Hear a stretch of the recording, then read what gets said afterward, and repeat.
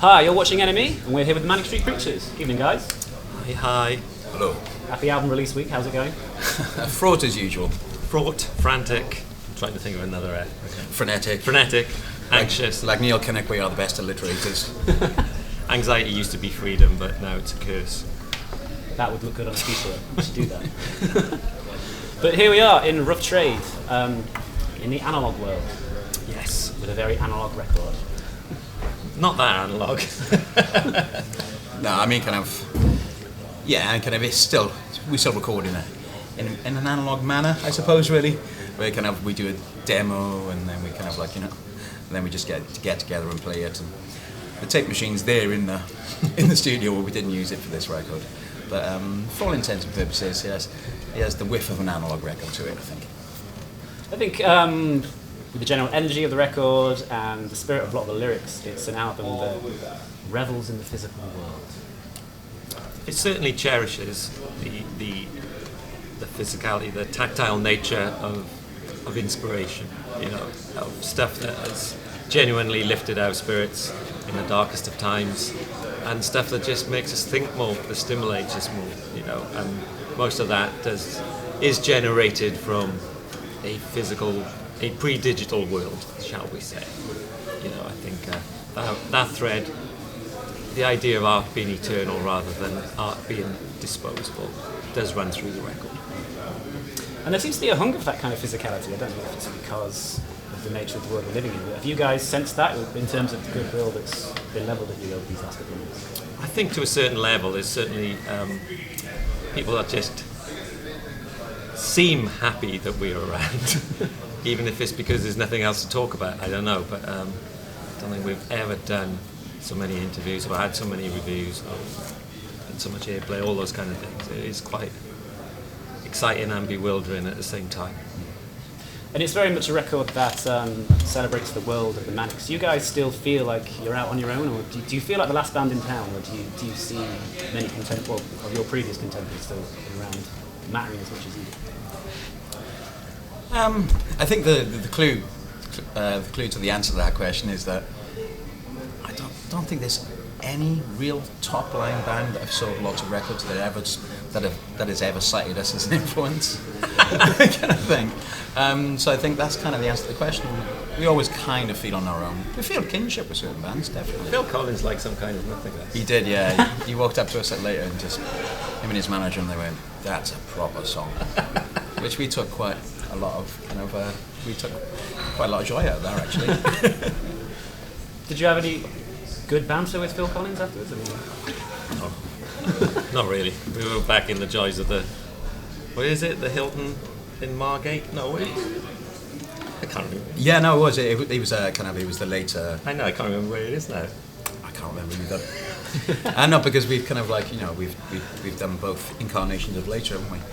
We've played Tot the Pops in different places, and we've done everything. So, but I did try to talk to him about when he worked with John Cale. Oh yeah, you did, didn't you? Because obviously, he's got a great roll call as a producer. He worked on a lot of very broadly esoteric stuff, but he got whisked away.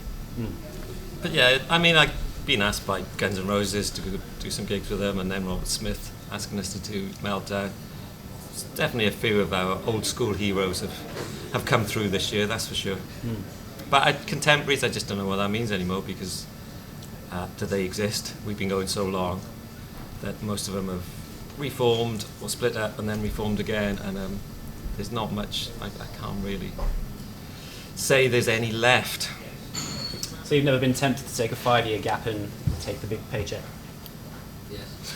Martin Hall, our manager, has just put his hand up. Which is ironic, considering he makes us work like dogs while he's on holiday most of the time. He's an old school manager. He is the Andrew Loop older of his generation. He is, yes. I don't know. I can't really add to that, I gotta say.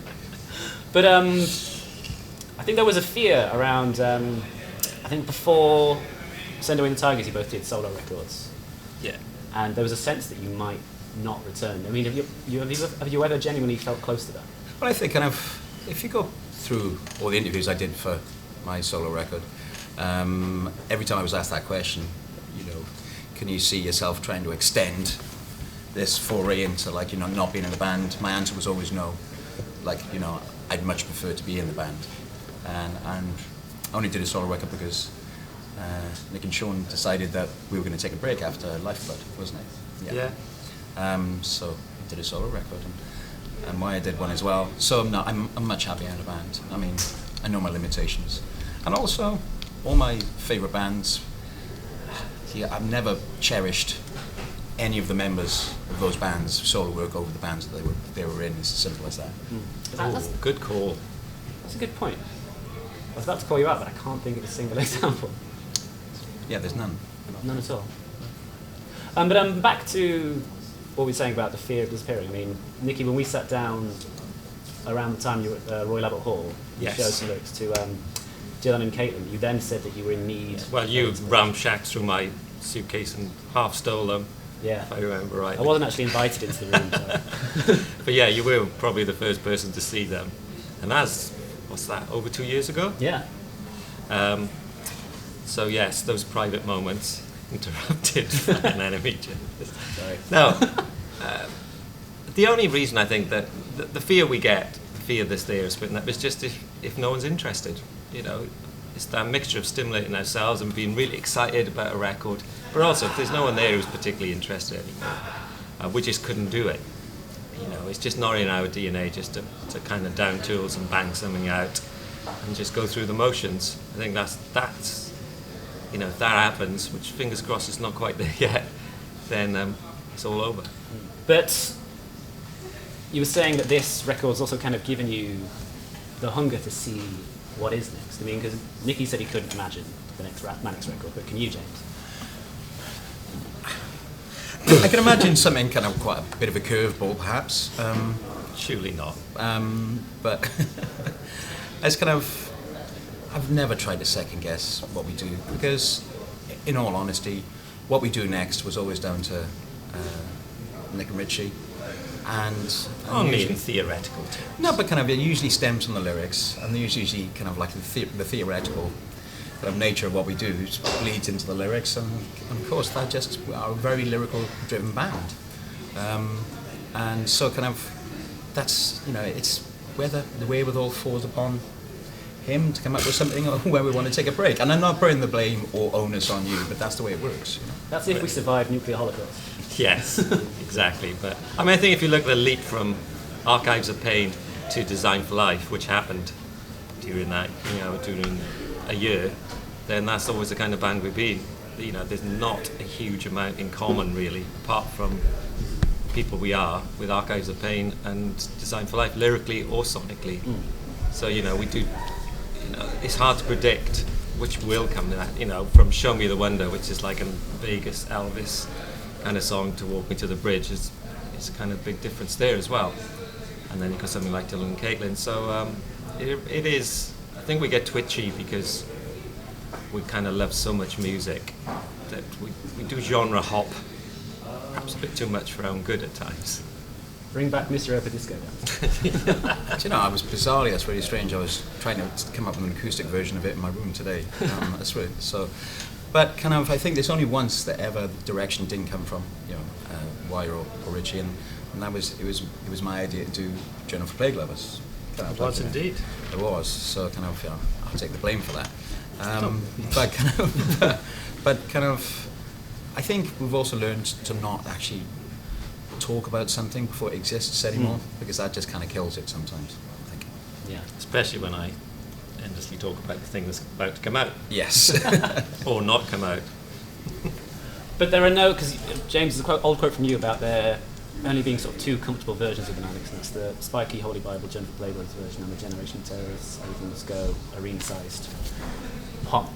Are you itching to, is there any kind of ground you haven't covered that you would love to see the Manics conquer in, within a Manics language and concept? Yes. I mean, kind of like, but obviously, like I said, don't really like talking about things until they even started or created anymore, because if we have enough expectation which we heap upon ourselves. So if you actually heap expectation on a concept that doesn't even exist yet, then it's just, it's just it seems to kill it like dead in the water kind of Having thing. said that, I think, Sean would like to do an electronic album, James would like to do a Tamla album, and I'd like to do a C86 album, so...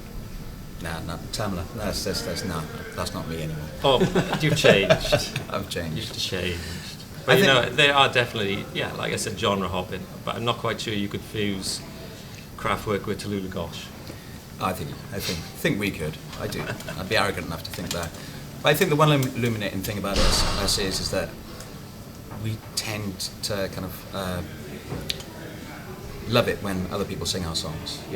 Perhaps that's some kind of clue in our own heads about perhaps something we could do one day. Because when somebody else sings our songs, they seem to breathe new life into them. And that's not me being self-deprecating or anything. It's just a singer can influence a song so much. So an album of duets you want to do? Yeah, okay then. Dream collaborations? I'm just addicted to Felt at the moment. All the back catalogues come out, and I've just been revisiting all my Felt records and reading Lawrence's interviews and watching Lawrence about Gravia again, and just think he's kind of the Vivian May of music, this great semi-undiscovered genius that one day will sink in and everyone will bow down to him. Amen. Dream collaborations?